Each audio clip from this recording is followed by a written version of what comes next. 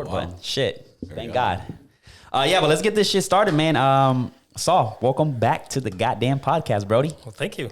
Yes, man, it's overdue. It's been a minute since I had you, but I just want to say, you know, the half court ever since we started taking off, KC, we've been on one, Brody, on one. So shout out to the half court, man. We're on one, and today, man, we're just gonna chop it up, have a conversation, just talk about whatever, talk about whatever, man. How's y'all's week been? It's great. Pretty good. Yeah. Getting a little cold again, so. Yeah, it did. It dropped the temperature a little bit. Yeah, man, it's wild. I'm over here getting excited, going outside and Spring, then I can't wait. Next thing you know, boom, it's cold again. So yeah. So I was just talking. Y'all met. Yes. So let me give you a little context here. So me and Saul, we started working together, and as soon as he found out I was Latin, he was like, "What's up, bro?" It's that love. Yeah, culture. it's automatically. That's You know tight. what I'm saying? So then after that, bro, we started chopping it up, and the conversations we would have at work while it was slow, that was like podcast worthy. We're talking about Mandela effects. We're talking about conspiracies. We're talking about bro. And like, bro, I was like, bro, get on the podcast, because Saul is a guy that likes to read, and I'm pretty sure you got some material to cover. Always. You know what I'm saying? So it's like, I'm always learning something with Saul, so I think that's a plus, And man, ever since, he's been full support of the podcast, both English and Spanish. So we just been, chopping it up. Yeah, Cool. good guy to have around for sure, man. Right on. Yeah. Well, yeah, it's nice to meet you, man. Yeah. Likewise. So yeah, man, let's get it rolling, bro. What we got going on around here, bro? Well, let's see. I got a little heat on the temperature thing, the weather thing that we're talking about. You got something? Yeah. So I was reading a little bit about doing a little research on the weather because, I mean, as you can tell, things are not normal. Like, it doesn't take a rocket science to figure that out. Like global warming. Global warming is one of them. Another one is, for example, polar shifts. Earth shifts about 0.3 of a mile per year historically throughout Earth's history. However, the past 10 years or so has been shifting about 30 miles, which is still within the normal range. But that also takes into equation whenever you are seeing a lot of these extreme weather patterns. I don't know if you noticed, but like, for example, Tennessee last year got that tornado that dropped on the ground and was there for 200 miles. Yeah. So that's unheard of. Also, like, if you notice, there's tornadoes as far as north as New York, Virginia, like places that normally do not get tornadoes. Right. So you're starting to see that shift east, and the storms start over here. We get like hail and stuff like that, and then it starts moving, and then it drops. So you're starting to see that more of that of a pattern. So it is because of that, but also global warming. One thing that I've figured out is that, like, for example, Earth has been warming up consistently since we became modern, since the past 40 years. Since It's getting hotter and hotter. and hotter, more so than any other time in history. And it's mainly because of cars, mainly because industries and factories have gotten larger and things like that.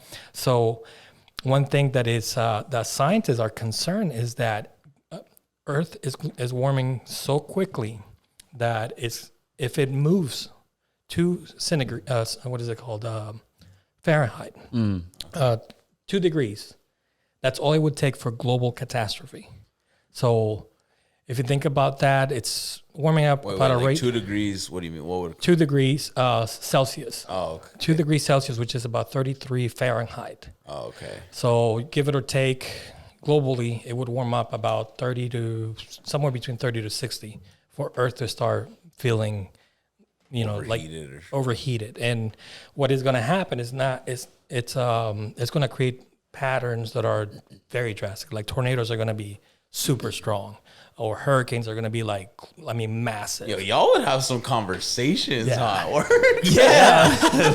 Like, this is so. Yeah. So like, y'all would go in deep, huh? This is just the surface, bro. I think we're gonna touch it. We're gonna touch all the conversations. I'm like, what else would happen to the workspace? Like, so was Darwin like dating anybody at the time? Was he like, bro? My life at that time was the workplace. We keep it, bro. It was a roller coaster because I was on and off more often on. So it was like like I said, my whole distraction was this podcast and like just focus and just going, So his life was going through global warming.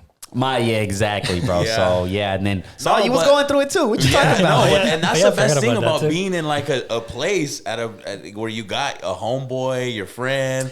I Bro. always think of that like working on the weekend, the usual that life is good by Yeah. Drake, and he's in the back studio. And he's like, I'm just trying to save up this money, get this studio time, and he's like, man, you can't spit, but it's just you and your boy. You know what I mean? So it's like it's a different bond. yeah. It's like as soon as I pull up and I see the blue Porsche, I'm like, it's gonna be a good shift, and it's like we're just chopping it up. So yeah, that one's interesting, bro. Like the whole global warming is kind of scary at the same time too, because it's like we can talk about it, and a small percentage are doing something about it, but I feel like all of us, we just don't give a fuck. Like we just don't pay too much attention to it, you know? Here's the thing what's scary, though. If we can continue at that pattern, we're looking at 12 and a half years before things get serious. And the problem is that even if we were to stop today, like cold It's turkey, too late. it takes literally about 20 years on average, at minimum, to make a small change. It would take an average of about 200 years before Earth would start getting back to normal. So it is almost kind of too late. But the way scientists look at it is like, okay, everybody knows what's happening. Everybody knows what's causing it. It's like cancer. You know, cigarettes give you cancer. People don't pay attention until it's too late. But by then, you can't do much about it. Yeah. You see what I'm saying? That's So true. it goes hand in hand, like how people take their health. They know that, eating McDonald's every day is going to mess you up. They know that cigarettes are going to mess you up, or drinking every weekend is going to mess you up. But you don't do anything until you develop cancer, and you got, all kinds of problems. You know what I mean? And by then it's too late. That's an interesting one. I think it's we're more focused on the money and the revenue that generates, because I think obviously, the whole meat industry, that is a big contamination of Capitalism. Capitalism. There you go. And then you think about the cars, right? Back in the day, we're talking about 90s, 80s. It was maybe one car per family, maybe two, right? Now everybody in the household has their own separate cars. Yep. You know what I'm saying? So that's like, traffic is just ridiculous. And you think about it, right? If you put your car in the garage and you're in there, the car's on, you're going to die because of the Carbon monoxide. Yeah. So imagine that pumping, out in the world 24/7. Yeah. Like, it's wild. I mean, it's wild, but Yeah, that's why Elon Musk is Elon, trying to go to Mars. Elon, let's go. Let's go, man. I'm with you. Let's go. I need to be a billionaire before that, but it's interesting. You think he's going to get to that? So let's say we go to, fucking around, right? We go to Mars, and they're going to be like, only the rich can go up there. Because they're most likely they're going to like, The first this same ones. system, they're going to put it up there to just have that kind of power. And, It's like that movie, Don't Look Up. The rich end up getting up. oh, I haven't watched that one. You haven't watched it? It's a Netflix That's a good movie. Yeah. You watched it too? Yeah. It's a good one? Yeah, it just makes people look like stupid. Like, Yeah. It's basically a parody making fun Yeah, there you go. of today's society on how they react to global events. Like, for example, in the movie, it was, just Earth going to disappear to shit, basically. And then, but in reality, they were making fun of like how everything came about with the whole Trump and, what I mean? So it's more like a parody, making fun of them without making fun of them, if Right. you will. So you think if something like that were to happen, like, hey, there's a huge ass meteor that's going to hit the Earth, you think we're just going to like, fuck It's it? happening right now. Scientists are giving you warnings about global warming, and nobody's paying attention. 12 years is around the corner. It's in your lifetime. Yeah. It's our kids, grandkids Yeah, are that's fucked. crazy. I don't know if I'd have to look more into it, but I feel like 12 and a half years. I don't know what kind of catastrophic events you're talking about, but So, like, that what would be. what would happen is, like, think of it, for example, like hurricanes, right? If you notice, they've gotten stronger and stronger in this lifetime. Like the top 10 most extreme hurricanes in history, in recorded history, They get have happened the in graphs this trending up. lifetime. Yeah. Okay. So think about that. There, out of all the hurricanes and ever that happened on Earth, We've also not been able to measure how many years can we have measured? You know, there's what I'm been measurements for at least, I would say, the past 100 plus years. saying? Okay. Because there's been historical data of how widespread Yeah. has happened. But as far as being able to measure how strong the winds were and things like that, it's been in this the past 40, 50, maybe 60 years.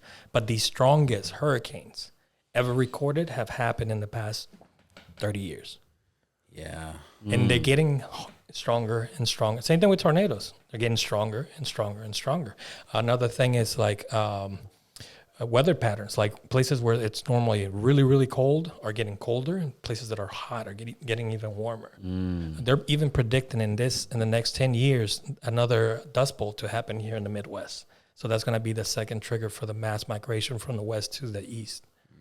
Because if that were to happen, like it happened in our lifetime, basically it would get so dry, then dust would just cover everything. You wouldn't be able to grow anything, cows or plants or anything like that. God damn, Saul, you came here to terrify us, man. God damn, but hey, we got to talk about it because these are one of those that it's going to happen. I mean, the way we are going, at the rate we're going, it's going to happen. And have you seen pictures of all the dams on the west? Like you could see it on the rocks, like the water levels. How every single year they just keep dropping and dropping and dropping. And I mean, drastically. They're almost out of water.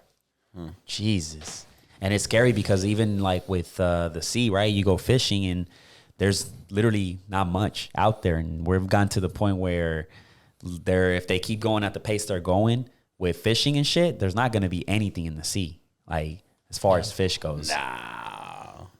I don't think. I think there's. You got. Yeah. You got to look it up. Yeah, it's kind of scary, bro. Yeah, that's why they're starting to farm like salmon, because they just don't have enough to produce. Because think about it, how much Like fresh fish water. Yeah. You're talking about fresh water fish. Yeah, like farm raised. farm raised. Yeah. Because the ones that are in the sea, that's been hard to catch. Like my godfather his dad goes fishing a lot. And he's in the beach, like he lives right by the beach. And he's like, I always would catch something back in the day, a lot of stuff, a lot of fish. And now it's like barely, So it's like, and that farm raised shit, that's the most unhealthiest, because they have all these fishes in a tank, and it's like in this nasty ass water, and they just feed them all this bullshit. And then the salmon, for example, have like, their skin is all like, it looks like they have like some kind of skin disease and shit, but they still will feed you that shit, So. Because they don't move, they don't even develop that. They're all stuck pink color. And then they inject them with this artificial color, and that's so what it can look red. So when you buy in the supermarket, if you're craving some salmon, am I saying it right? Salmon. Yeah. Make sure you get the one that says wild caught, because because that's they have all those fishes in a big ass tank, and they're all squished like together. All the cows and chickens and stuff they have together now, and if you notice, salmon used to be a luxury. It used to be expensive. Now, have you priced steak? It's more expensive than salmon. Yeah, which is crazy. Wow, it's scary, bro. It's scary at the rate, and we talked about this even on the Spanish podcast, right? At the rate we're going. I'm gonna throw this out there to both of y'all if y'all want to answer this. How many wings was it America? Yeah, I think so. How many wings does America consume yearly? Wings, I'm talking about chicken wings. Well, there's 300 million people in America. If everyone consumes one wing, let's say 250 million. Well, what's the number, Saul? I forgot. What was it? 1 1 billion? I think it was either 1 or 4 billion, one of those two. Yeah, I can't remember how much. So everybody eating 4 wings a year. Yeah, think of 40. Yeah, there's 300 million people in America. Yeah, so in America, 4 billion wings. Yeah. Okay. So roughly about that number, and if you think about it, like they're gonna get to the point we were talking about this the other day. Is like I found it's 1 billion chicken wings. 1 billion chicken wings. Mm-hmm. Jesus, that's what it's needed per year. That's a lot, right? I contributed to this. We all did it. So think about it. We go to Buffalo, bro, and you order a 10-piece. They had to kill what, five chickens? Oh no! You order a 10-piece, that's another 5. No. So think about people going in constantly. So it's like, it's not more of like, oh, sorry about the chickens. I mean, sorry about the chickens. It's just more of the production. Like we're gonna get to the point where we're gonna have to print that shit because we're consuming that shit. There's companies that are 3D printing artificial meat. So well, you see, I seen the McDonald's documentary where the chicken nuggets are pink. The pink paste. It's not even nasty. Chicken. Yeah, it's chicken nugget. You know what I mean? Yeah, so that's been going on forever. It's like you say, it's capitalism. I mean, you got to make it cheaper and more cost effective. So mass produce it with the biggest profit possible. Yeah. I mean, this is wild, but what you guys think about these goddamn gas prices? everything is going up in price. Not just But gas. yeah, but I mean, the gas one is like the huge one that's going up skyrocket. Like I'm talking about. It just all has to do with obviously the war, right? And then Putin did it strategically at the right time when we're doing this $1 trillion gas bill. So the economy's going one way, which he knows Biden's going that way, and Europe's dependent on Russia's fuel. Like Germany had that pipeline and now they shut it off, but Europe's still saying we're going to buy from Russia because they need their energy. So we're going to hurt, and we're not producing. We're not producing right now internally, they say, because Biden's pushing the green bill, which he did. I mean, they already made the initiative. So we're kind of in a tough situation. Gas is going to be up for a little while. Yeah, for Gas sure. is going to be up for a while. Everything's going to go up. So Everything has been up, but a lot of things are going to go down. I think you've started to see the highest house prices. The Fed comes out next quarter, and the Fed is hiking the interest rate. So Chairman Powell already said a quarter hike. So interest rates are going to get higher. You're not going to be able to loan as much money. That house you bought for $360 in the market, a month ago, hopefully, probably in about a year and a half, somebody's going to buy that same lot for $320. And now they just set the news. I think you've seen the peak. So yeah, just because, the Fed's locking up. Every time interest rates get hiked, that's how you deflate inflation, is you hike up interest rates. So we've been at zero for But 2 that's years. still contingent if anything happens with this war. Because if war breaks out, man, future is uncertain. Yeah, if you go to World War III, everything's uncertain. But we still gotta counter inflation. We've been printing out money, so that's the only way to do it. how do we counter inflation? So if you look in history, how you counter inflation is through deflation, which is raising interest rates and loaning less money. So when now for the last 2 years, we've been zero interest rates, and we've been loaning tons of money. You can get credit lines at X. That's why some people are over leveraging some of the houses they have, because their payment that they used to have to finance $2,400 a month for, they can now afford at $1,800 because interest rates have been at zero. So once those prime rates go up, and usually you'll see an inflation, so the Fed will go a quarter up. Then the next quarter, they'll go up a quarter up. So by the time, that it just all goes to the prime rate that the banks have. And it just, it enables the Fed how much credit they allow to the citizens. Because if everyone tried to cash out all their money in the bank, It's the bank there's crashes. not enough. Yeah, the bank crashes. We're a They'll shut system down. built on credit. So how you get deflationary is you start to pull that credit back by hiking interest up. That's a good one. Yeah. But also another thing is that the problem is that the dollar is depreciating faster than they're able to do that. And it's Because we had stimulus, the whole country shut down. Yeah. And it's causing issues to where, I don't know if you guys travel lately, but if you travel internationally, especially in Europe, the dollar used to be the currency that you would be able to take. They won't take the dollar anymore. If you go to Europe, you have to go, you got to buy change it for euros. euro? Yeah, that's the only currency they're going to take. They don't want to take the dollar at all. Huh. So that says something. Damn. That shit's scary. Yeah. And here's another fact that is kind of scary, at least for me, that it's one of those things, like, for example, National Guard has been activated. If you're in the military circles, officially we're on DEFCON 2. DEFCON 3 unofficially on DEFCON 2, but officially in DEFCON 3. So I don't know if you know much about it, but DEFCON 3 basically means that if you're active duty military, you have 15 minutes to show up to the military if anything were to happen. So you have to be on call, on alert to go.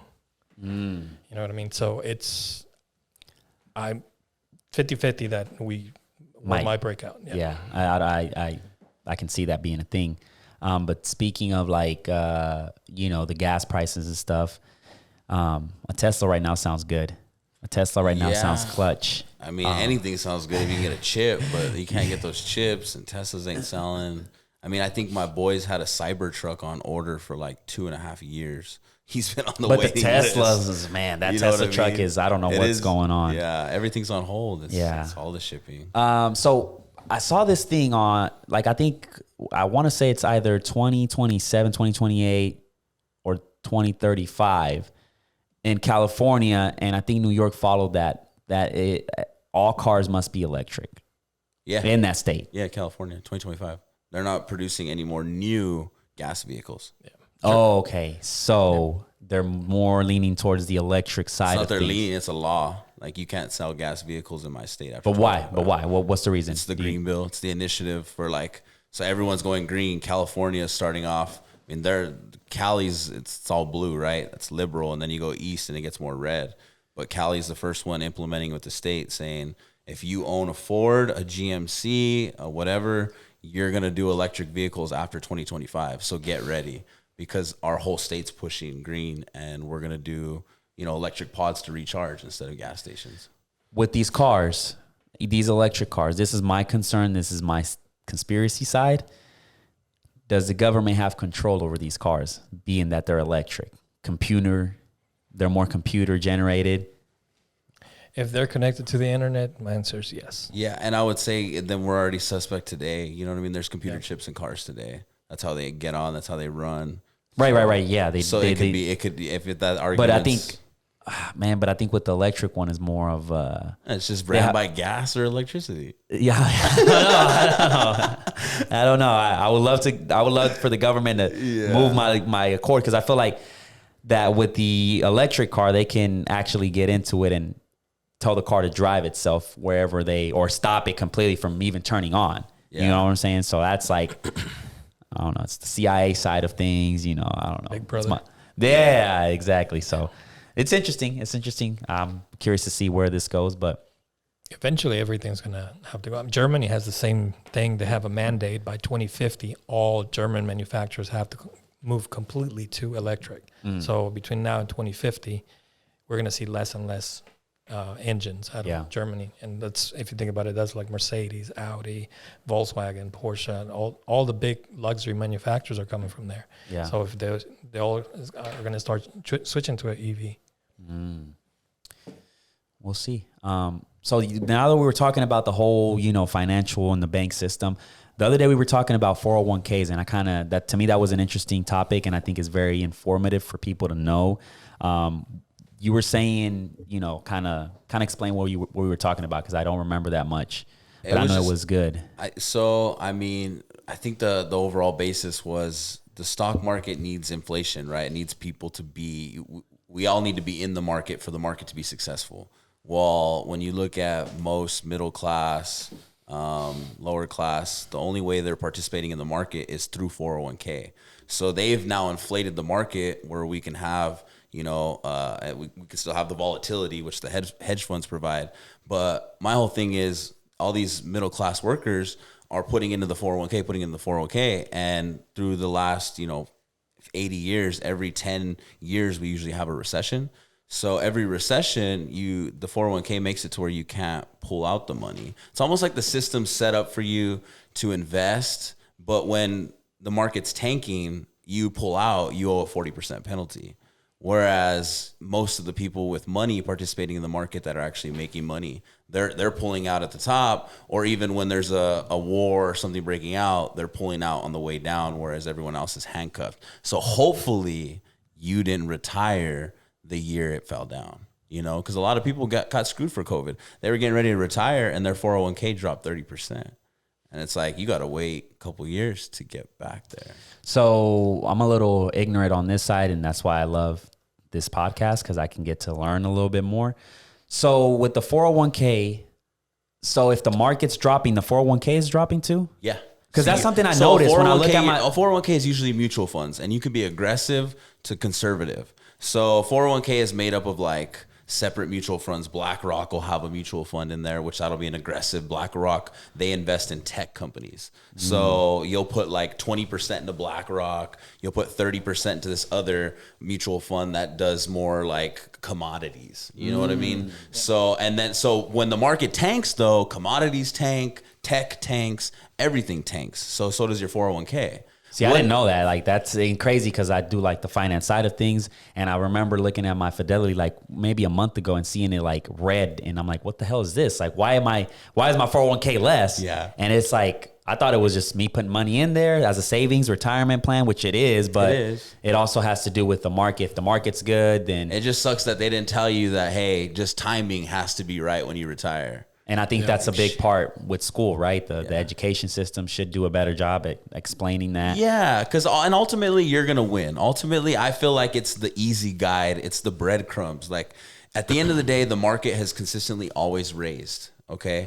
You're just only unlucky if you get that 30% dip that you've came out of. Like, it's just more breadcrumbs come in, inflate the market for everyone else that has inside information that buys on the highs and dumps on the lows.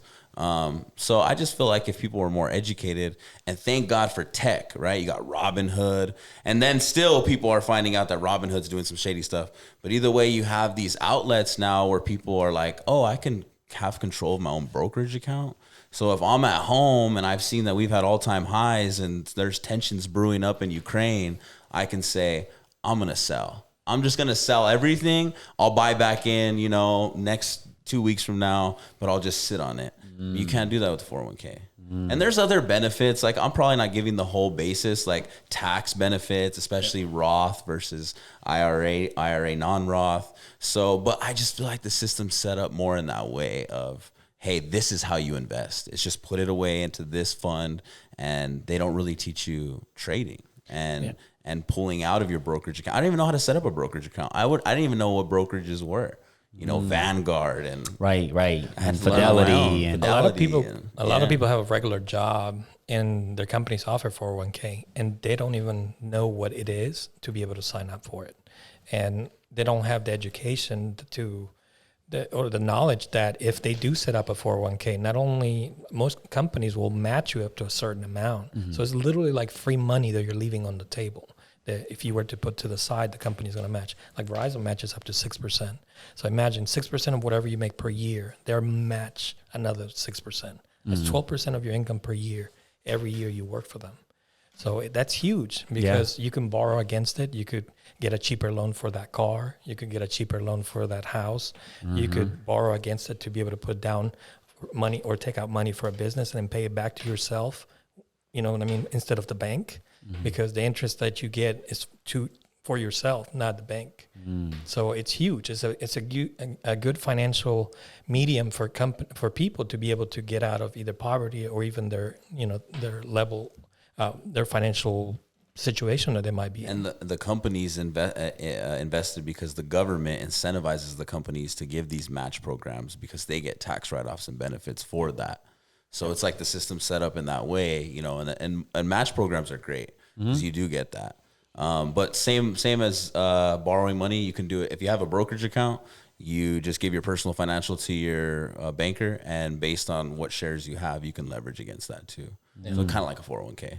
Yep. That's good. That's good knowledge that I think people should definitely, do some more research. Because like I said, well, it's just not out there. It's not out now there. It is. I mean, with you got YouTube, you got financial, and you got people. That's how I learned. Also, the new thing now is that you can take, for example, if you've been investing in Bitcoin, you could let's say you save $100,000 in Bitcoin, you could use that as a collateral to get a loan and then pay back that loan, but never pay taxes on it. So imagine if you would have instead of cashing out your $100,000 in Bitcoin and then use it for your business or whatever, you could just borrow against it, pay it back to yourself, and then that you still have that $100,000 that you can give to your kids, and then build generational wealth that way.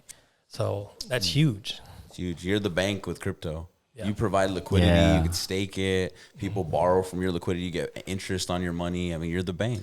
I can't wait till we can stake NFTs. Yeah, Speaking of Bitcoin is what's saving the Ukraine and Russia right now, because literally they got all their money literally has been frozen.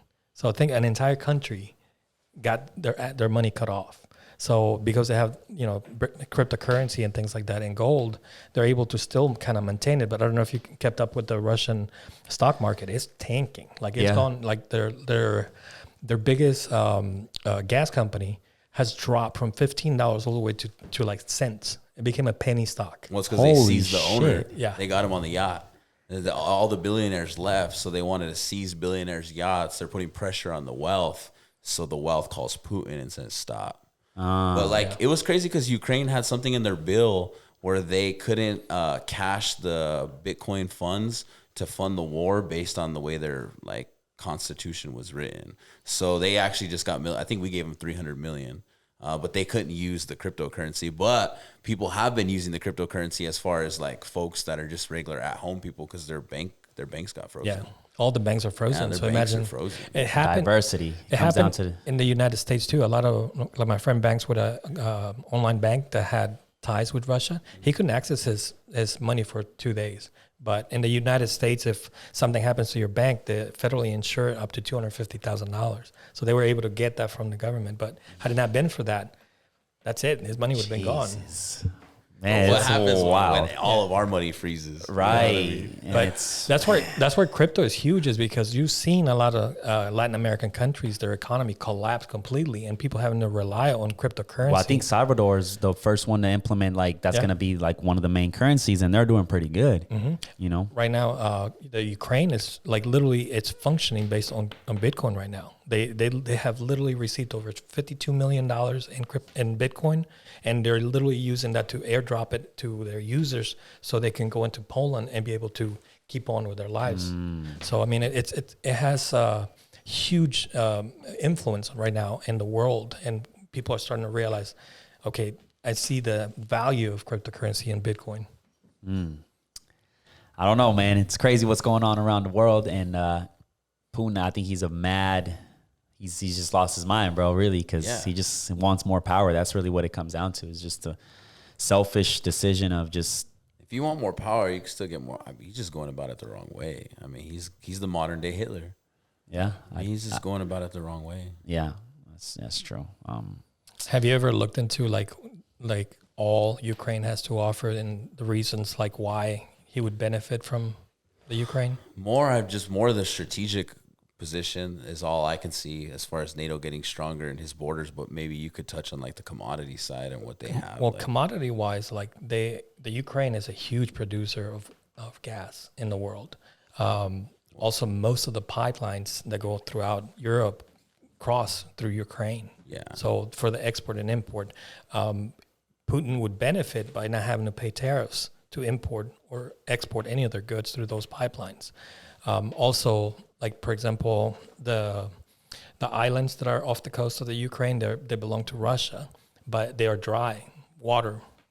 Global warming, whatever the case might be. They used to get water from the Ukraine, but the Ukraine cut it off. So they would benefit from that water for that land. And that land is super important because that's their exit to the Black Sea. So that's their route to be able to take to bring in imports and to export goods from Russia. So that Ukraine is strategic for resources.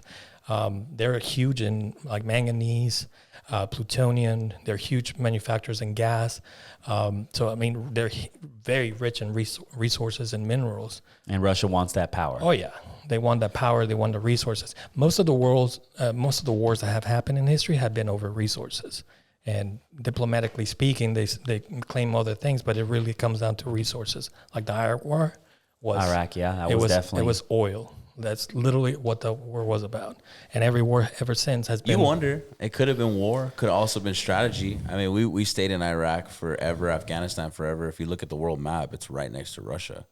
And we had our military bases because we were at war with Iraq. But at any given time, we could have struck Russia from Iraq and Afghanistan. I think so. There's a lot of strategy. I mean, these guys in the Pentagon, they can kill two birds with one stone. It could be like the oil, and then looking after Russia. We're right there, you know. Exactly. Military bases is important. Like to have bases in different countries for strategic moves. Like Russia right now they're building so many bases all throughout Africa. So do you have to invade? Because, like, for example, when they went to Iraq and built the military base, they had to invade that place. Yeah. So when they do it in other countries, they just talk to their leaders. Hey, how does that work? So it's like NATO, like us, it's NATO. Yeah. So that's why we started the treaty. It's the North Atlantic Treaty. So we go to these other countries and we say, hey, how do we figure, and how they all figured it out was let's all create our own army. So at all times, the U.S. has their army, but then we've donated X amount of our army. Because when I went on a deployment, we were a NATO ship. We took down all of our American stuff, and we put up just NATO stuff. So our commander was a NATO commander, not an American. You know what I mean? And it still could be, but sometimes the NATO commander could be a general from Germany. You know what I'm saying? So it could be anybody. You're just a part of NATO. Because there's not like let's say a Germany military base here in the United States, or is there? There's an embassy. There's probably embassies, but no military bases. Not like that's part of the treaty. Yeah, I don't know though, but there's an American base in Germany. So that's what I'm saying. But do they do all those treaties and those rights? It's probably all negotiated, and it's all stemmed from like how we bailed them out of the old Hitler days. So I'm sure we were able to, through that, keep a base. You know what I mean? A lot of the bases come from whenever in times in history where like certain power was the large one. For example, right now is the United States. So we have the largest amount of bases around the world. Prior to the United States, it was the United Kingdom. So the UK had a lot of military bases all over the world, and their currency was the currency that the world used. Prior to that was the Dutch. So it all comes down to it. Now, a power that is rising that can literally has the potential to take over as the next new world order would be China. They are there financially, they're there technologically, they're there with military power, they're there with education. So they're literally knocking on the door on knocking out the US dollar as to knock him down and to knock out the United States as the next global power. Because like right now, everybody transacts in the UN dollars.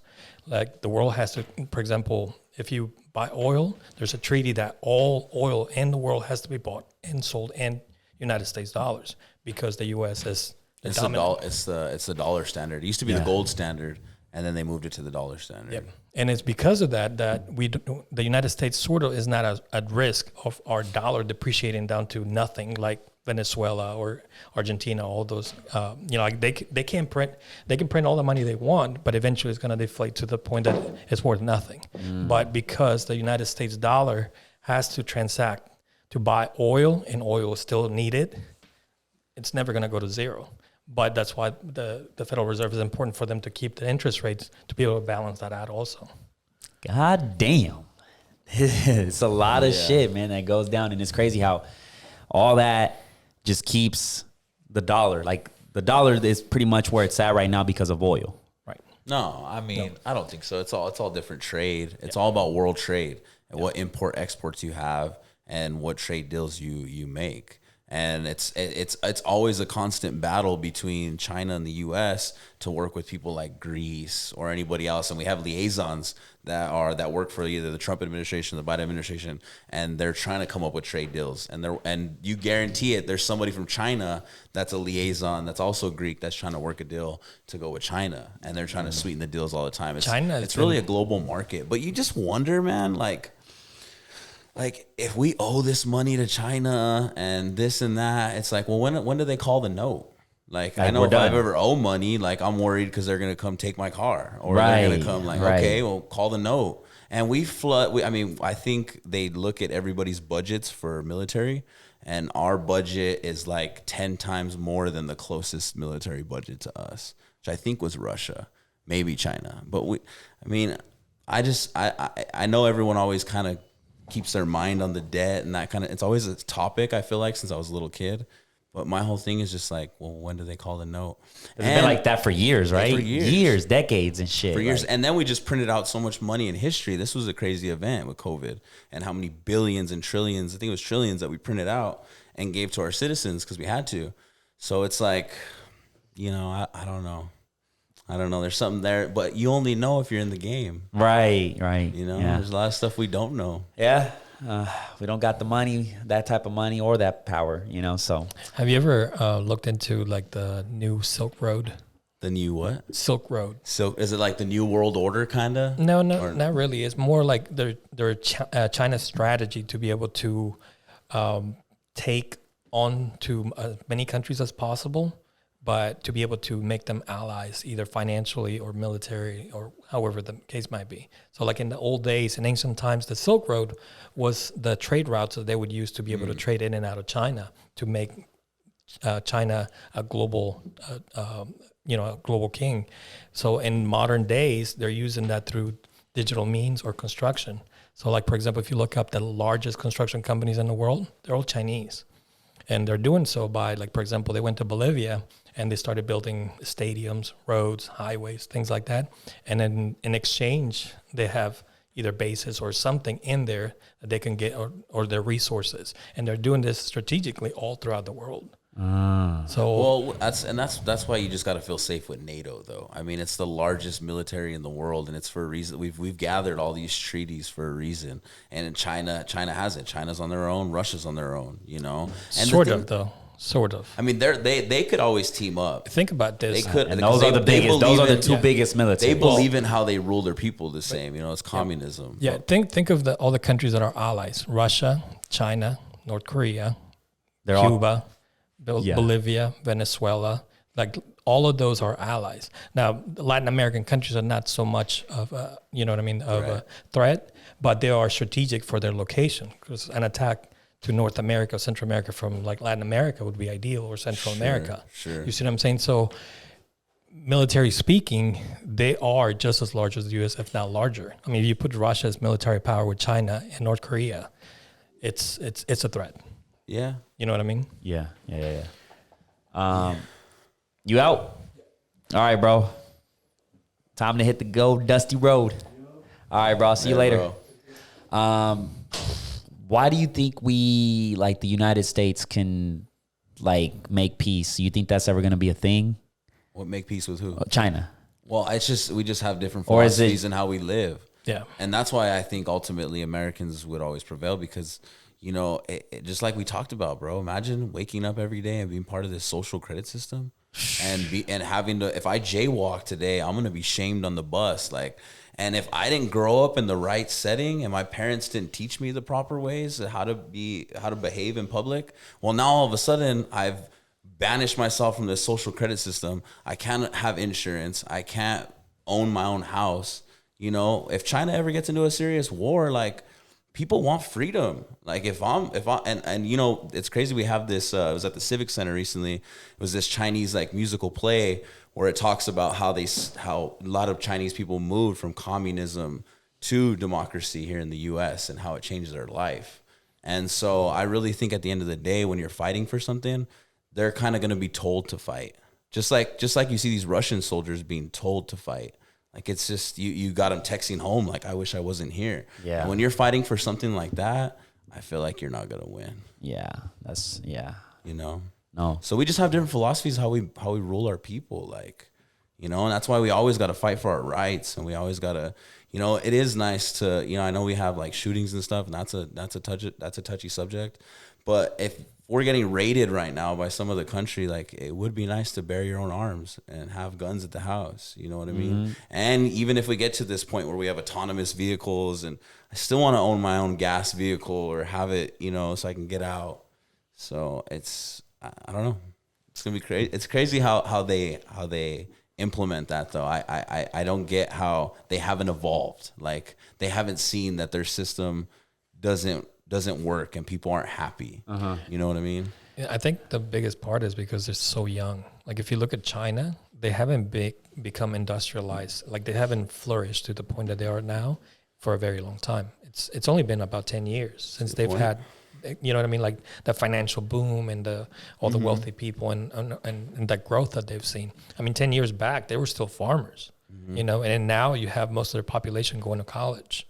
You know what I mean? They have good things happening. Like, for example, education is a big part. Everybody can go to school and paid by the government.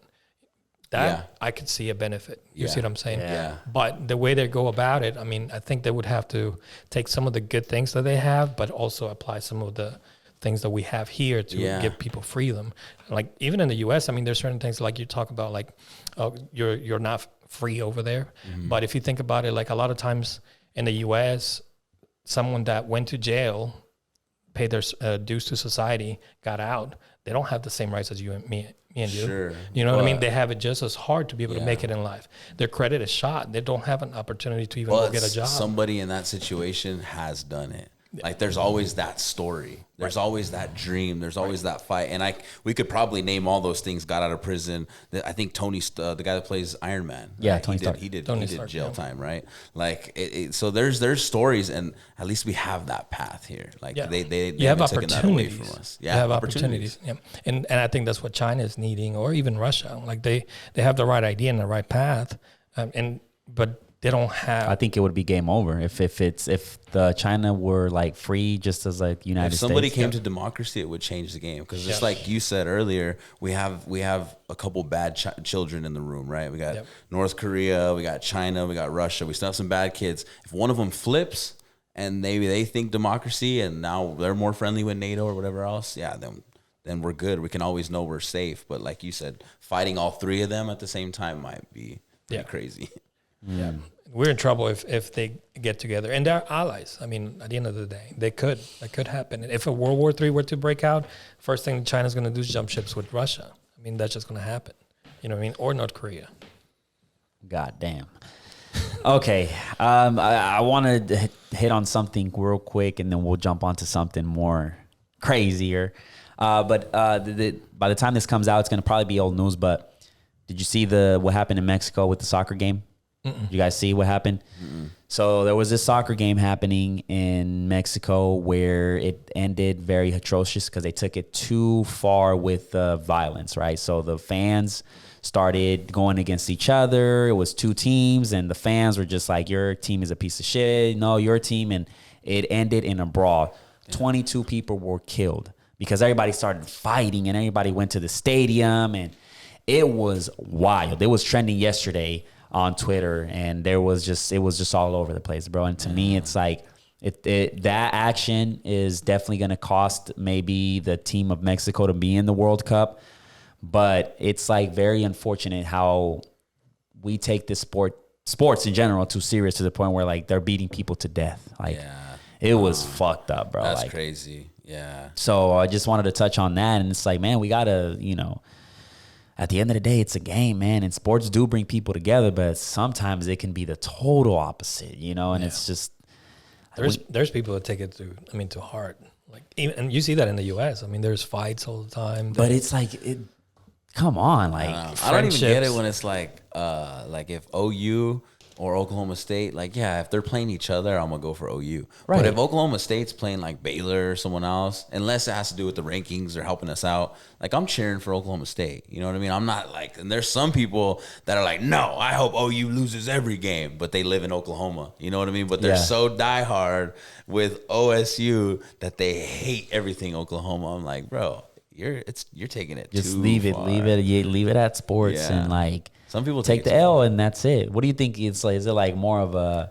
pride anger issue? It's only the dudes that do it. Yeah, it was madness. It was madness. Yeah. But if you think about it, that happens with a lot of things, not just sports. That happens with like cars, like Chevy and Ford. I mean, they're diehard going at it. Like German cars and American cars. And there is people, with different sports teams. There's people like even regionals like West Coast and East Coast. Remember with the whole Tupac and Biggie and then the whole East Coast. So I mean, it's fuck. Is it like what is lack of knowledge or lack of like just? I don't think it'll ever change, bro. It's human nature. It's alpha. It's always somebody trying to win. Nobody doesn't like to lose, whether it's an argument, coin toss, like. I think it's just that spread that peace, love, and happiness, right? It's like you got to set the example. Everyone else just wants to pick, people go through stuff. Like, people might be going through something, and then, their team loses, and they use that as like their scapegoat. Well, I'm drunk. My team just lost. So I'm going to bump the next 10 guys out the stadium and see what happens. There's guys out there like that. Yeah. And it's like, man, why? Just like talk about it, brother. Just imagine, bro. Just imagine you're going to a game and you're just there to have fun. And then you talk a little bit of shit and they take that too personal. Because that's what based on the videos I saw, it was very graphic and shit. But there was just one kid talking shit and, they got his ass and beat him to death. And That's it's like, horrible. Imagine you just going, game, Thunder game, and the opposite team, and you just like fuck. It's just very fucked up. But you're right. I mean, it's human nature. It's just fuck. Yeah. But anyways, I think we're done with this whole seriousness, fucking political, fucking everything. There's a lot going on. There's a lot going on, right? We have to touch it. But now, let's talk about something else. So last night, as I'm watching the last episode of the documentary Yeezus or Genius by Kanye West, masterpiece, very inspiring. I went to bed fucking pumped, but it kind of brought me back to like me thinking like, and we talked about this before, right? Where I was like, bro, if currency didn't exist, would a lot of people achieve their dreams more than? Because I feel like the barrier right now is obviously having to work and having to create currency to survive. And sometimes that can be a distraction, or you can just be it can be too draining for you to just follow your dreams, and you end up just staying in the safe job because you're just fucking, it's too much to jiggle. You know what I'm saying? Right. So if currency wasn't a thing, more people are achieving their dreams, you think? I think they would, but the problem is that our entire world society has been set up based around, stock markets and money and companies and investment and things like that. So how do you change that to allow like all the rich to give their money and spread it equally, or governments, and then allow the people to be the best version of themselves in whatever trade or craft that they're good at? You know what I mean? It'll be almost impossible. But I mean, if Albert Einstein had, a monthly check coming in, imagine all the things he would have been able to accomplish.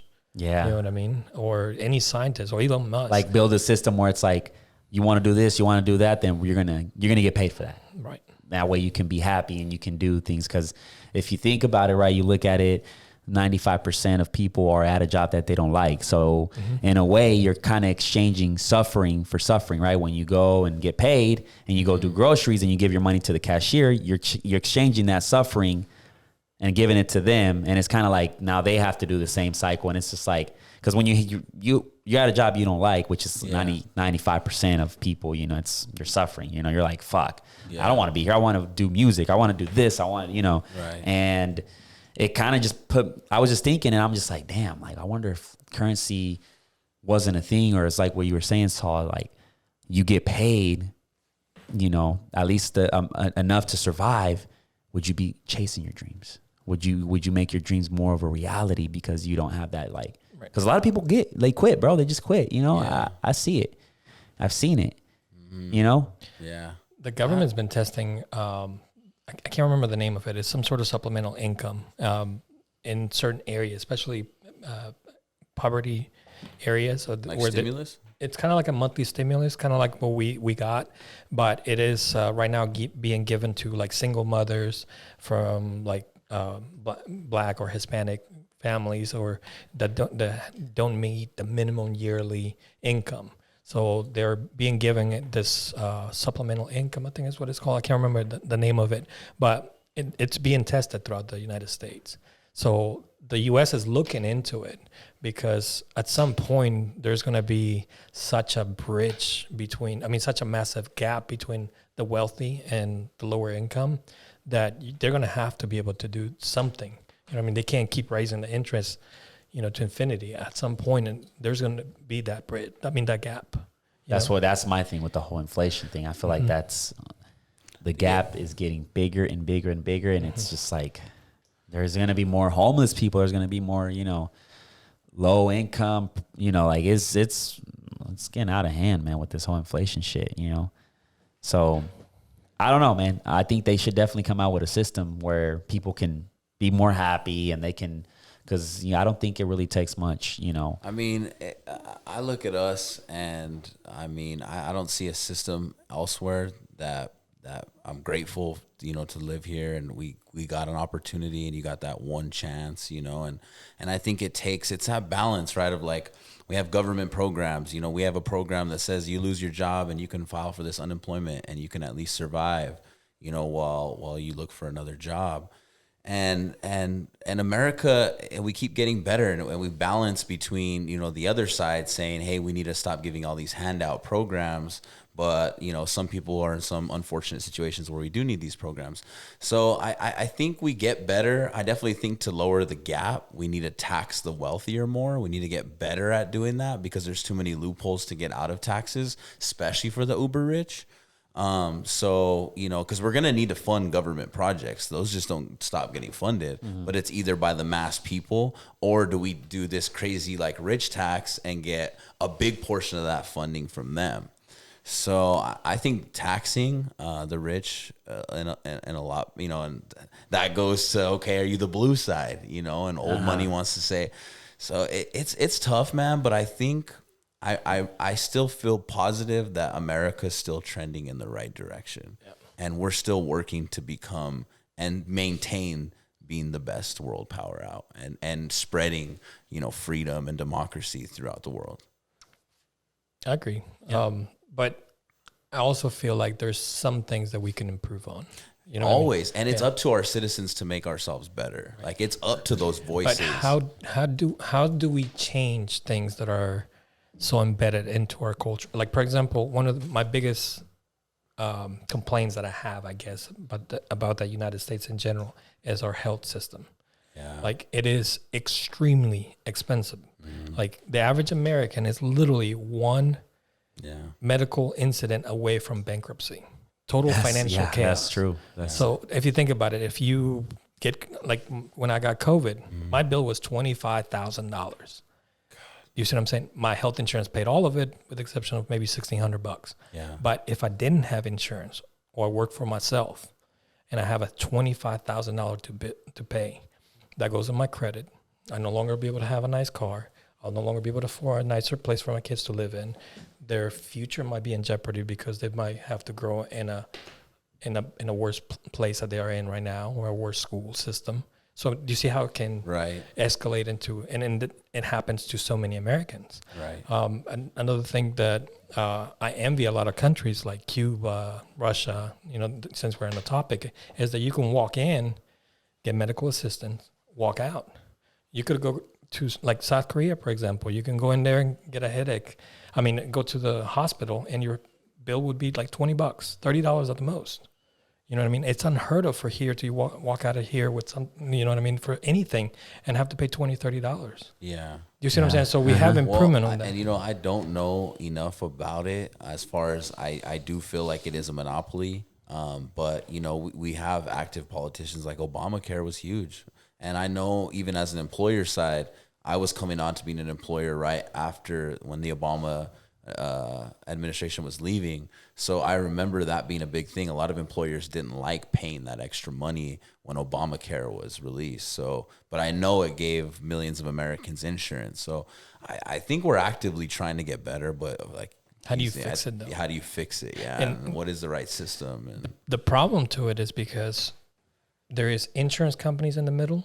There's also our medical system in the middle that are trying to make money. They're used to making lots and lots of money. You know what I'm saying? Big pharma and all that. So how do you think we fix it? Where the government will take in and step in and be able to take care of it. Not just regulate it, but be in charge of the whole medical system. Okay. And instead of being on the dimes of the insurance company or the health system, it's in the government, where the government picks up the bill. Kind of like public school system. Yeah, kind of like that. I think that would be, like, that we have a lot to learn from socialism. Yeah. Because it shouldn't be, and here's another thing, like, for example, to backtrack, like, one of the largest financial entities in the United States is pharma, right? They are just as big as our military and market capital, and just as big as any, the largest, some of the largest market capitals in the United States. So, like, it would be almost impossible to tell that doctor, okay, great, you're used to making $700,000, $800,000, or $1 million a year. All of a sudden, now you work for the government, you're gonna cap at $200,000.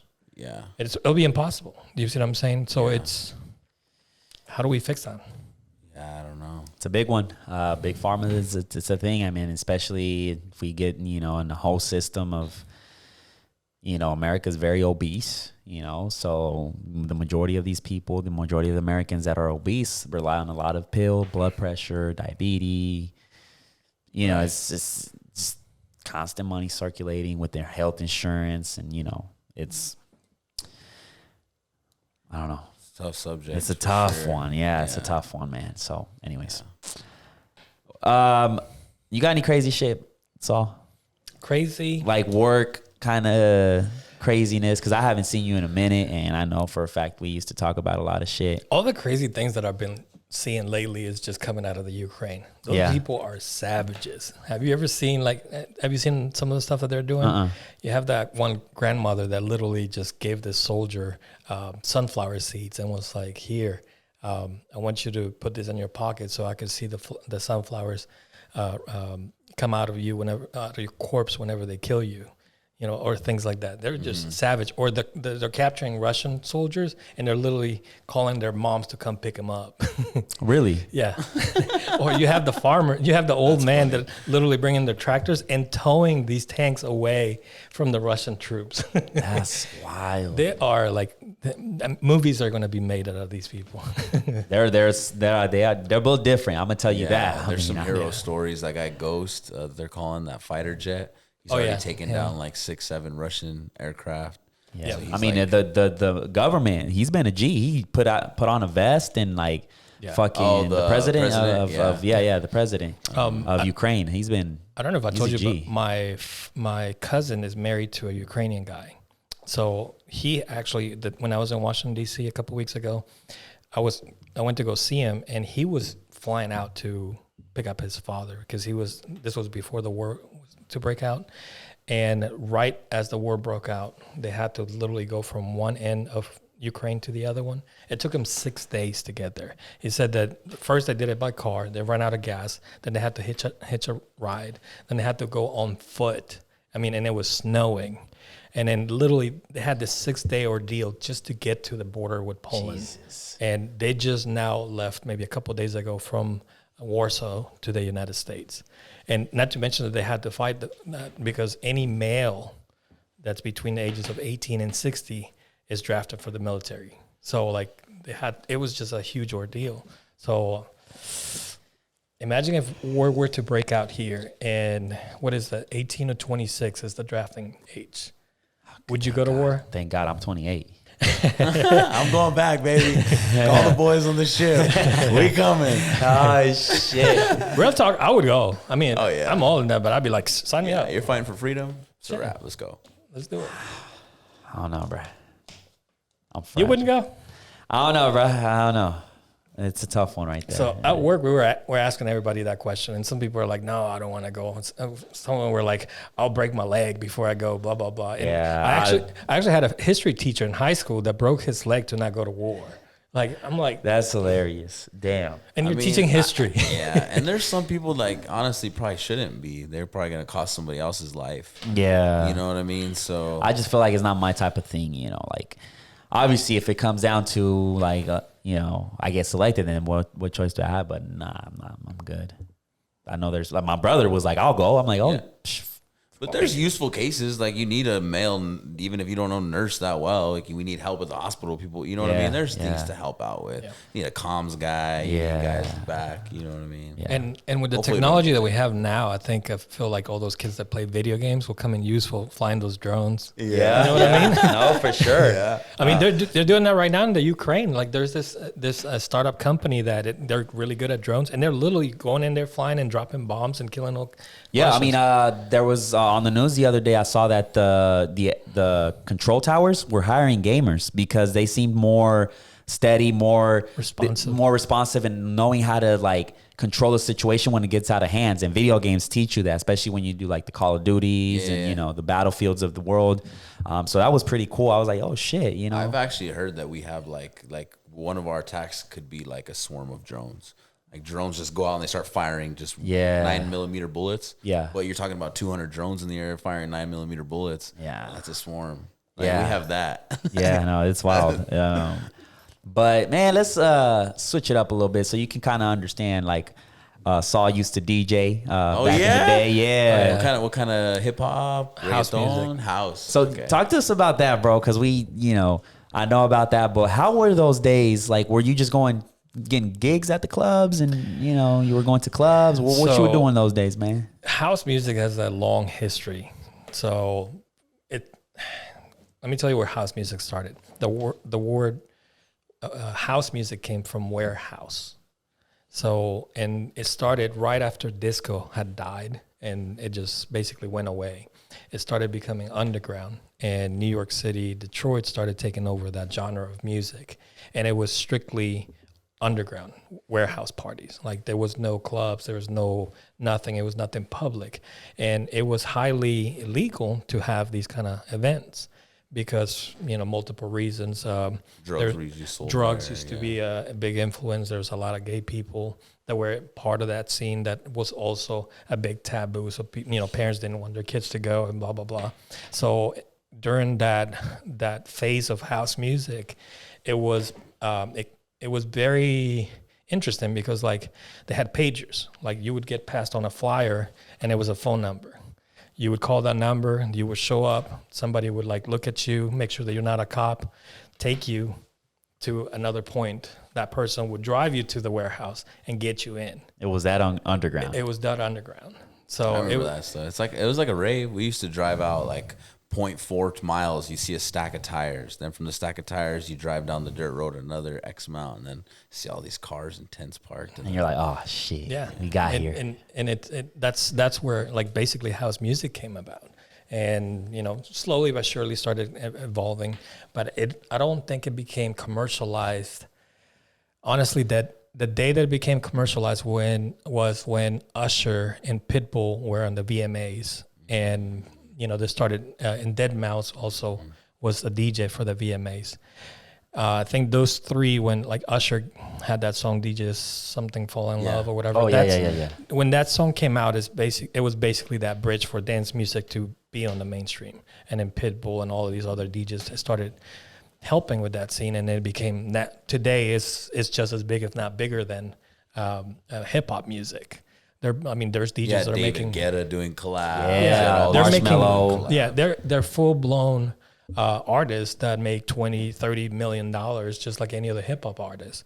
And I mean the now it's shifted from warehouse to clubs, from clubs to music festivals. Yeah. And those music festivals are humongous. I mean, have You you ever see one in March? Yeah, the Ultra. You got Coachella. Yeah. You got Tomorrowland. Yeah, there's lots of. I mean, they take over entire cities. I mean, like Ultra Music Festival in Miami, they take over entire downtown Miami, and it's there for not one but 2 weekends. I mean, it is that big. Wow. And I feel like it's always live. There's just a lot of people just vibing. They're in a good mood. It's good energy. It's good energy. Yeah, I that's always what remember that, even being like the rave days. Like it was Yeah, the always rave like, days, They man. have what's the bracelet? How do you the peace? Oh, peace, love, and Love, and then you pass over the candy. Like it's I think what attracted me more to house music, I mean, the music was the main thing for me. Like the 128 beats per minute, you know, you feel it in your heart. Like it really, what's interesting about house music is once everybody is listening to house music, it literally syncs your heart to that same rhythm. And it's almost like it's a chant, like what tribes do, you know what I mean? And like in Africa, you have that boom, boom, boom, boom. So, I mean, it's almost like it's embedded in our DNA. will.i.am did an article about that he feels like that it's so rooted into our DNA from ancient times and tribal times that's probably why a lot of people are in tune with house music. And it, for me personally, was not only as an escape, but every genre of music is the same thing at the field for kids. You know what I mean? Music is just your outlet. Your go-to, your outlet. But for me, it was just a way to be able to just feel something. Like to be able to see everybody on the dance floor, and then you be able to build this, you know, mix orchestra. this orchestra through rhythms and music, and create feelings through sounds, and then connect everybody, and then to see everybody like be in this trance, if you will. It was just, I mean, surreal. It was like nothing else I've ever experienced. And to me, that's what got me, you know, to like electronic music in general, regardless of the genre, because I like all kinds of genres, electronic music genres. But also another thing is the variety and diversity of people. Like if you ever go, really cool. Yeah, like if you ever go to a genuine like event, a house music event, there's people from all walks of life and every color and every race, and nobody's there to judge you. Nobody's there. Like you can wear whatever you want, and everybody will accept you and embrace that you're there. You know what I mean? So it's a different experience than going to a hip hop club. It's a different experience than going to even a Latin club. You know what I mean? So that, I think, is something that's everybody should experience at one point or another. I love it. I tell you that I went to a couple of raves, and Puerto Rico's big. They do some festivals over there, and I love it. I love it. I love the energy. I love it's just something about the beat, and that you're just, at the moment you walk in those doors, you're just like, boom, boom, like, let's go. And you're shuffling and doing all this crazy shit. So it's dope. So what do you think of the music industry as a whole today versus like when you were younger or when you were younger? From what perspective? think? Just in general, like well, I know it's gotten better for the artist. Like it's gotten better as far as them making Yeah. more money, and No, it's and gone getting through different noticed. swings. Like I remember when it first started, and Master P was coming out with "Make 'Em Say," and he was killing it because he sold cassettes and CDs. And then Lil Wayne hit this era where LimeWire, all these places where you can pirate the music were available, so they didn't make as much money. And then also that era unlocked mixtapes. yeah. So I remember when mixtapes got unlocked because it was like a way to like kind of sample the artist and then hopefully bring them in so they buy my album. So that was kind of a cool like transition. But I'm like you, man. I like all genres. Something that had me thinking actually yesterday, I was listening to Tupac's "Do for Love," and just that groove and like the whole.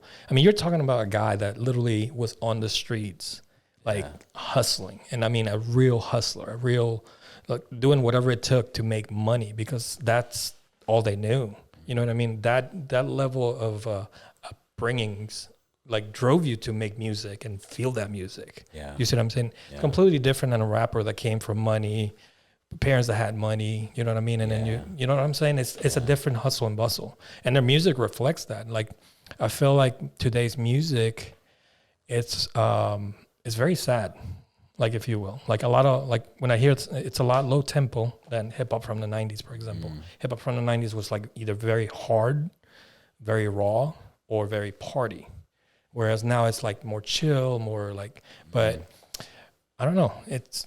You think if they're catering to today's generation, or maybe it's just how they? Because I mean, you think about it, Juice World, youngster, barely 21, so he really grew up in that era of like the sad trend, and that's all he would sing about and shit. So I think the generation that they're coming from, they're either coming from money or they're coming from a family that it's working all the time and they're raising themselves either with their friends or their, you know what I'm saying? That like that's what I feel like most of the hip hop generation comes from, and their struggles to try to figure themselves out or life in general. So it's a different struggle for sure.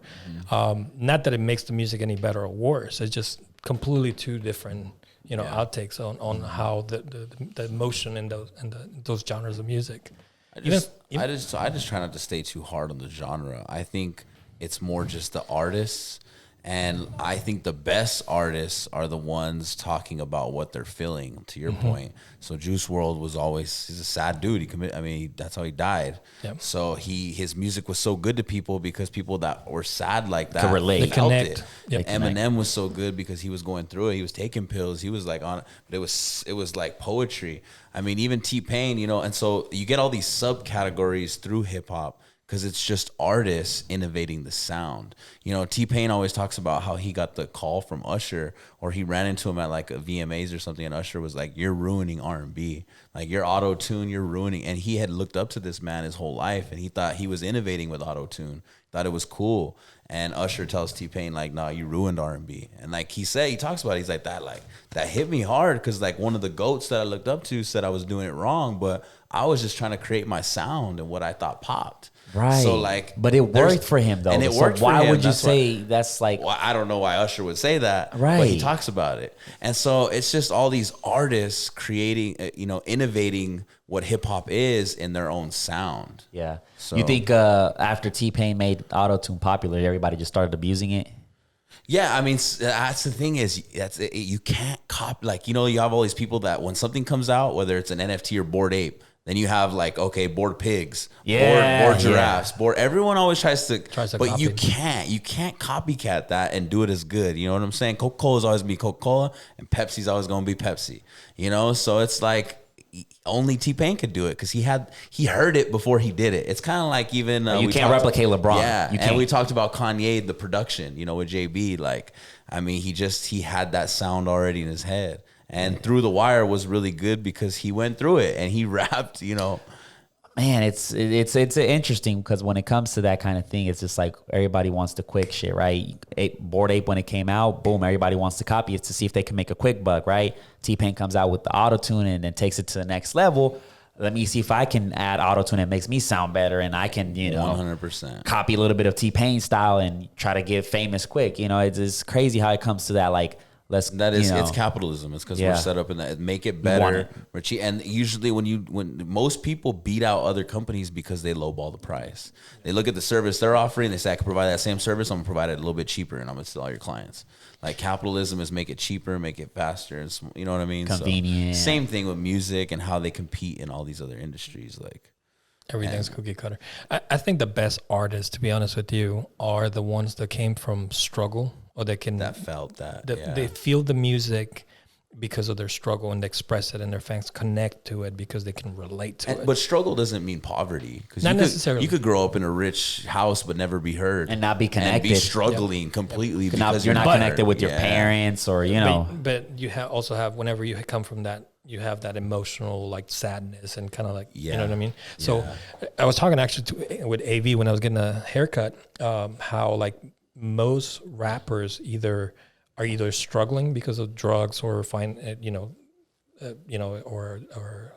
what do they call it, gangs? Yeah. Or they also have a lot of depression, or they suffer from ADD. Because if you think about it, the people that are the most artistic, whether it's musically or just arts or creative, suffer from either depression or ADD. Van Gogh, I mean, go deep. Yeah. But I think we're not also aware of how much, or we don't know what we're signing up for, right? You want to become an artist, but we don't know what it actually takes to maintain that. Like, just imagine, you look at Kanye and everything he did was always measured. Like, he went on TV and said, George Bush doesn't support black, so that created controversy, and it's just all over the news. People are just going at him, and the whole Trump, him going. So it's like, you're going to always have the paparazzis, all that shit is just, you just signed up for that shit, and it can just take you to the ground. We saw it with Lindsay Lohan as a celebrity. It could affect you. She got fucking crushed. You know what I'm saying? Britney Spears, we saw that with her. She got crushed. Michael Jackson. Like, I mean, there's people saying that he faked his death to get out of a contract, so who knows, right? It gets to the point where he's over here on live concert, has to stop the concert to say, Sony, they're fucking the devil.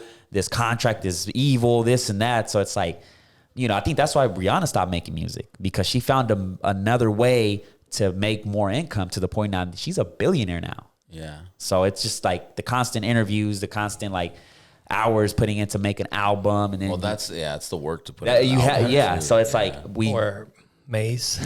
We're looking. Yeah, Mace went to a preacher, but he became a preacher. I feel like that. I mean, J. Cole even talks about it in one of his interviews. He's like, man, like, you can't just go to the studio and hope you're gonna knock out a banger. Like, you got. There's more to it. You go through dry spouts too. Yeah. You know what I mean? I think Drake used to like find different sounds, and at one time he had this house with like 48 extra rooms in it, and he would have rappers fly up and stay with him, and a bunch of different sounds where he would get ideas, and that's why some of his albums would be inspired by a certain sound, because he'd have all these artists at his house trying to collab and create a creative setting. You know what I mean? When I used to DJ in Washington, D.C., mind you, I always DJed around electronic music and house music.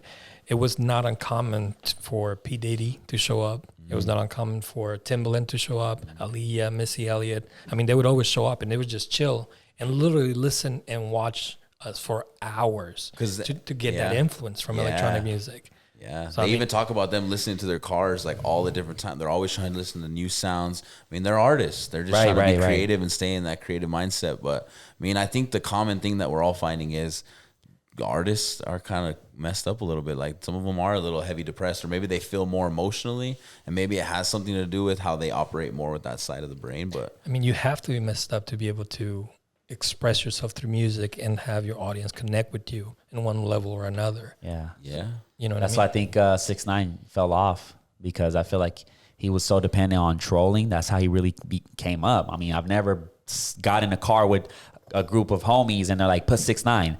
You know what I'm saying? So he was always based off of like trends and trolls, to the point where now, since he had the whole conflict of his, case and him going to jail and him snitching and this and that, now he doesn't produce the same numbers. Even like Spotify and them try to like block him a little bit. So now he knows he's not producing those same numbers. So he's like, music really wasn't my passion. I just did it because it worked and I was trolling. And now it's like, now I'm done because I wasn't able to provide value. It goes back to the whole Gary Vee thing and how, like, for example, Snoop Dogg, because Snoop Dogg, that was his whole shit, music. And to this day, he can drop a song and we'll be like, oh shit, that's Snoop. Like, we'll jam to that shit 20 years later. You know what I'm saying? Right. Because it's like, when it's passion, when it's there and you created value and people respect you, your music lives forever. You know what I'm saying? Yeah. Something that you brought up a point too. You said Spotify, right? Just blocks you and things like that.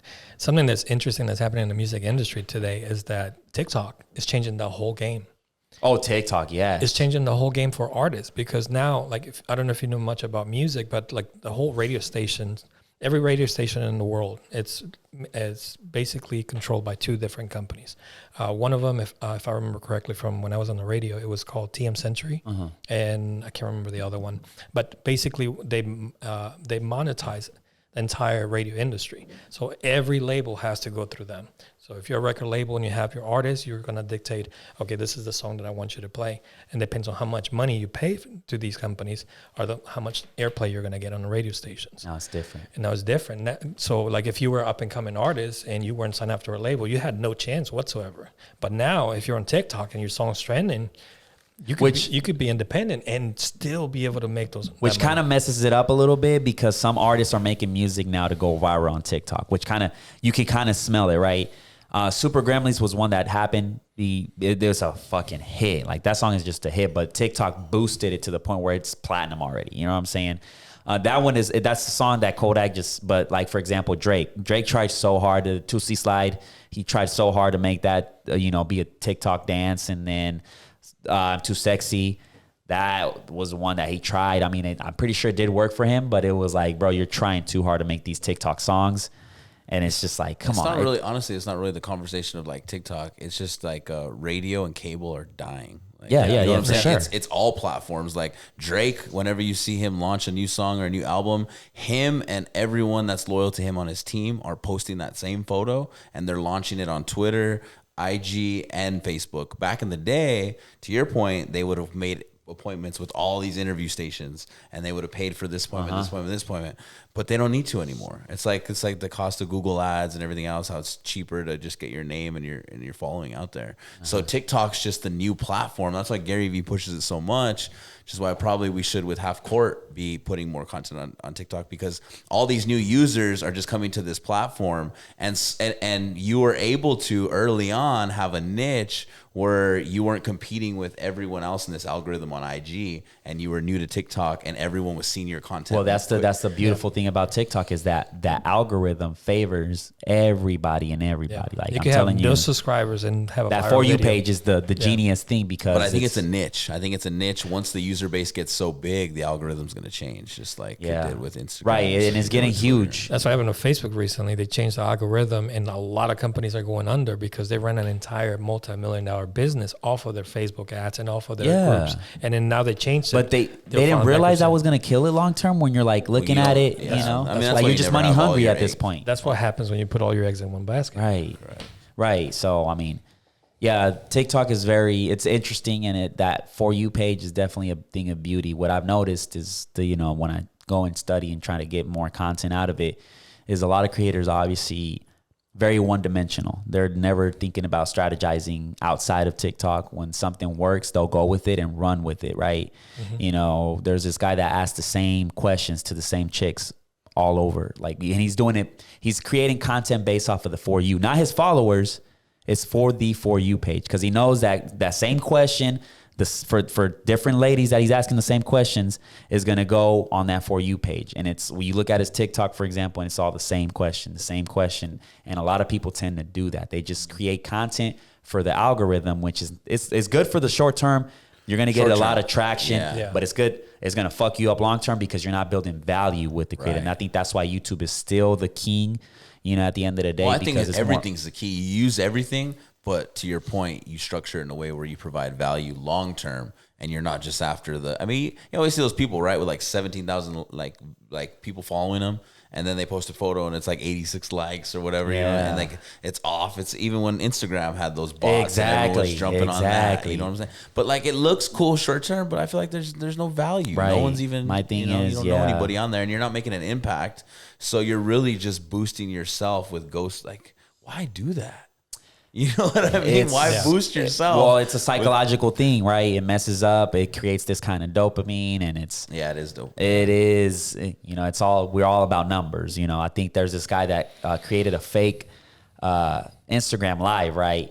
It was fake, but he was recording himself, right? And it showed like there's 50,000 people viewing, and like he would go up to random, like at the club, to random people and random girls, and he would be like, hey, say hi to my live, like 50,000 people are watching, and you would see him like, who are you? And they would look at the number and be like, oh my God, and like they'd be all over him and shit, and like it tells you the power of clout, you know what I'm saying? So it's like the guy trying to ask the girl, and he's got a hot car, and he's got the car or whatever. He does that trick. Yeah, so it's like with TikTok, you have a a high chance of getting discovered and getting followers and stuff. But if you don't strategize on the long term, if you run with something that works and you just keep going, then you can never monetize. You can't sell your followers anything at the end of the day if you don't have real followers. Think about it, that high of like, oh damn, this video went viral. So if I do the same thing again to put it out on the For You page, then I can keep doing it again and again, and it's going to create attraction and followers and they keep getting high off of that, and they don't think long term. So that's really what it.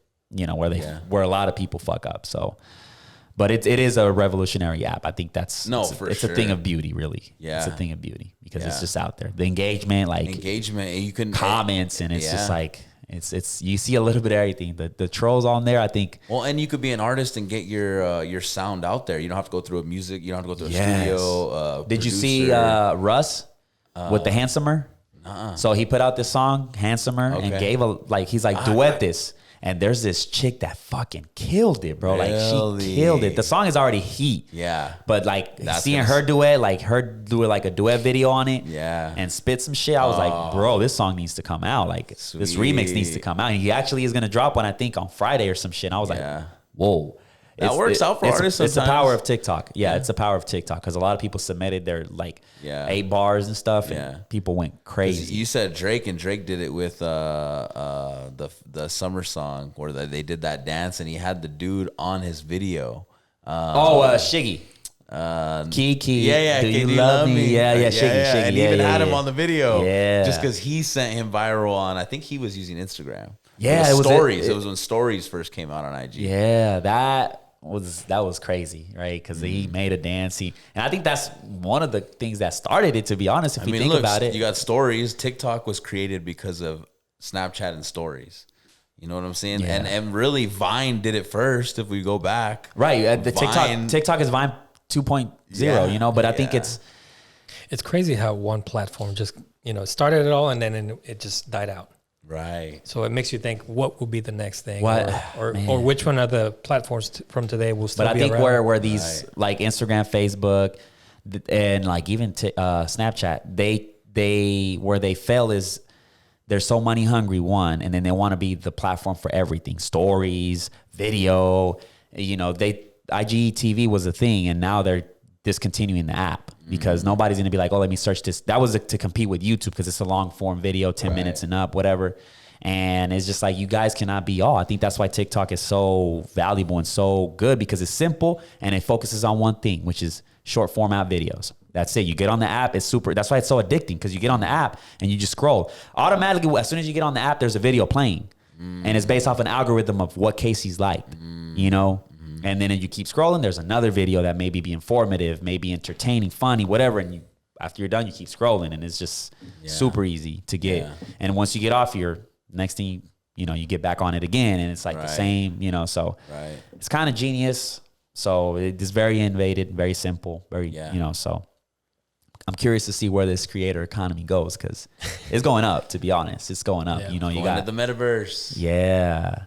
And then the metaverse, That's the next big thing. Yeah. Travis Scott made more money in one concert on the metaverse than his entire tour that year. He made $80-something million that year, but yet made 56 off of one concert in the metaverse. Crazy. crazy. Yeah, this world is going crazy, man. It's definitely evolving. So I'm curious to see where it goes. But man, we've been at it for an hour and 30. Good ass conversation. Nice. It Yeah. flew. You know what I'm saying? Yeah. Y'all got anything else before we close it? Oh man. All right, we're gonna close it. Saul, thank you once again, brother. Yeah. Always supporting, man. So we'll catch you guys on the next one. Peace.